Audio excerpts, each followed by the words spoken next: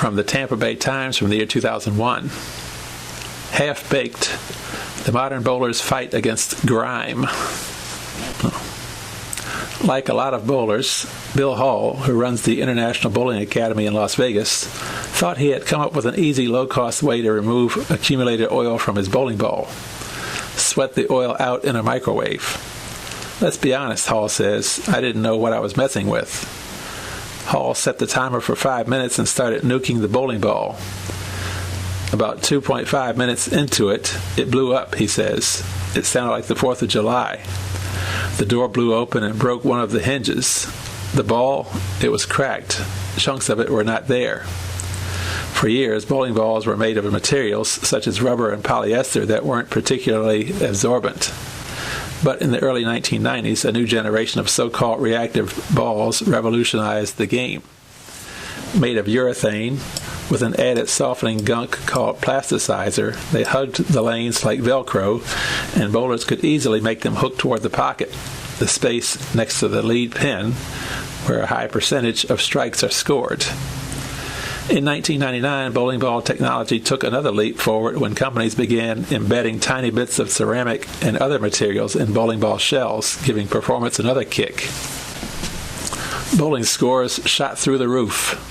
Between the 1994-95 and 1990-2000 bowling seasons alone, the number of perfect 300-point games rose 37% to 41,473, even as the number of bowlers declined 24% to 3.75 million, according to tournament scores of professional and non-professional bowlers collected by bowling's 3 governing bodies.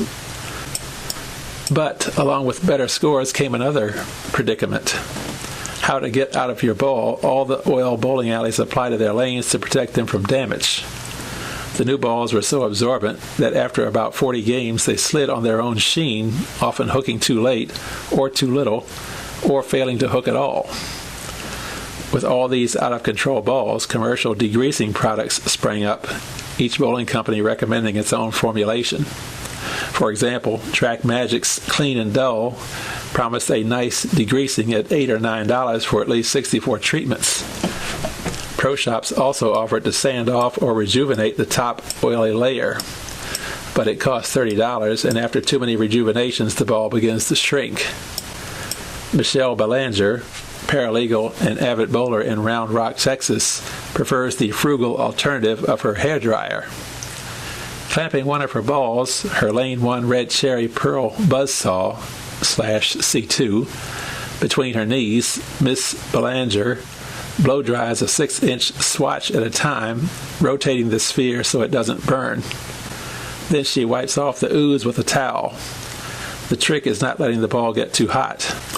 After a bowling ball reaches 120 degrees to 160 degrees, the plasticizer starts leaking out of the urethane, says Neil Stremmel, research director of the American Bowling Congress and the Women's International Bowling Congress, 2 governing bodies for the sport. Steve Smith, a web designer in San Diego, says he once put his ball into a 350-degree oven and carefully positioned it on a cookie sheet so it wouldn't drop on his foot when he opened the door. But after 20 minutes, Smith was horrified to discover that his $150 ball had melted into a bowling oval. Smith tried marinating his next ball in acetone, a stinky solvent. He knew it would also soften the shell, but he didn't realize how much. After 3 days, the oil was gone, but the ball was so squishy he could pierce it with his thumbnail. Smith has settled on another idea, kitty litter. He claims that bowling balls submerged for a week in the stuff discharge 80% of their oil. Doesn't work, scoffs Hall, the Las Vegas bowling teacher who says he has tried that and just about every other method, including a run through the dishwasher. A ball he boiled came out slimier than when it went in, he says. Tom Moffitt, owner of Ball Magic Pro Shop in Phoenix, says he spent 4 years designing the Reviver oil extraction unit. Introduced to the market last December, the $1,195 2-ball gizmo sweats oil out of the balls with forced hot air. The balls rotate on rollers like hot dogs on a 7-Eleven grill, so they are evenly heated. Pads below collect the drained grease. A drop of oil placed on a bowling ball will be absorbed within 3 minutes, says Stremmel. He says the bowling ball is capable of lapping up nearly a shot glass full, or slightly less than an ounce. Most bowlers wouldn't notice the weight difference, but Stremmel says, "We've had times where people go to tournaments and they'll take the same ball they bought last year, which weighed 15.95 pounds, and this year it weighs more than 16 pounds. Since 16 pounds is the maximum tournament weight, and since it's nearly impossible to remove all the oil, Stremmel says some competitive bowlers will try to shed ounces by drilling the finger holes a little deeper. But you've got to be careful. A bowling ball's core, made of ceramic or some dense material, is sometimes only 2 inches below the surface. Bowling alley proprietors complain that thanks to the aggressive new balls, 60% of the oil applied to lanes isn't there at the end of a professional match. Since oil protects the lanes from abuse, alleys are applying much more of it than they once did. Ball manufacturers acknowledge that they, in turn, develop even thirstier balls to cut through the oil. It's a dog chasing its tail, says Larry Lichstein, former Player Services Director for the Professional Bowlers Association, the men's pro group. Kegel Company, a maker of bowling alley oil and equipment in Sebring, has 3 research chemists working full-time to invent oils that won't adhere to the new balls. If anyone is ultimately to blame for the slipping and sliding, it's probably Don McCune of Hammond, Indiana, father of the soaker. McCune went from a yo-yo to a star, he says, after discovering nearly 30 years ago that soaking his bowling balls for 3 days in toluene, a flammable solvent, made them softer, tackier, and easier to control. Ranked number 20 among professional bowlers in 1972 with $23,828 in tournament winnings, he became an overnight sensation.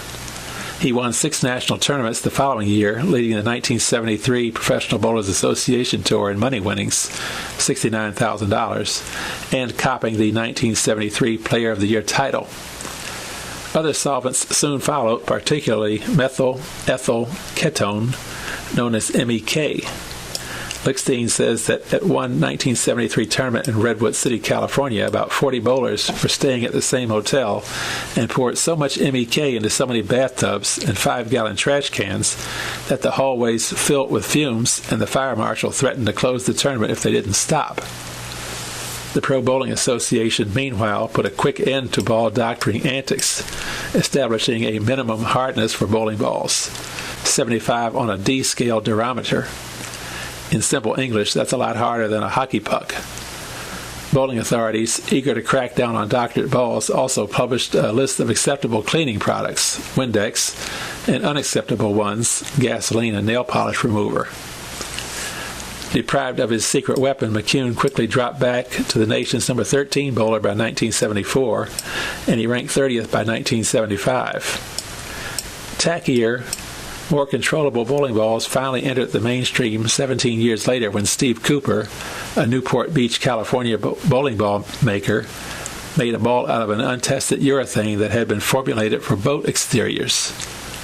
Urethane formulas are just like cake recipes, Cooper says.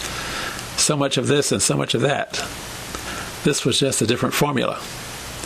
On the suggestion of his urethane supplier, he tried it. My eyes almost popped out of my head after a few balls, he recalls. Overnight, Cooper's New Line Industries was swamped with calls for the ball, the Excalibur Purple Pearl. It just killed the pins, Cooper says, and gobbled up oil. These days, internet bowling forums are brimming with oil extraction ideas. Showering with your bowling ball, mummifying it in saran wrap and leaving it in a hot truck cab, or slow roasting it at 115 degrees with a meat thermometer in the finger hole. Phil Cardinal, president of Track Incorporated, a privately owned bowling products company, notes that once bowlers have destroyed their balls, they send them back complaining of factory defects.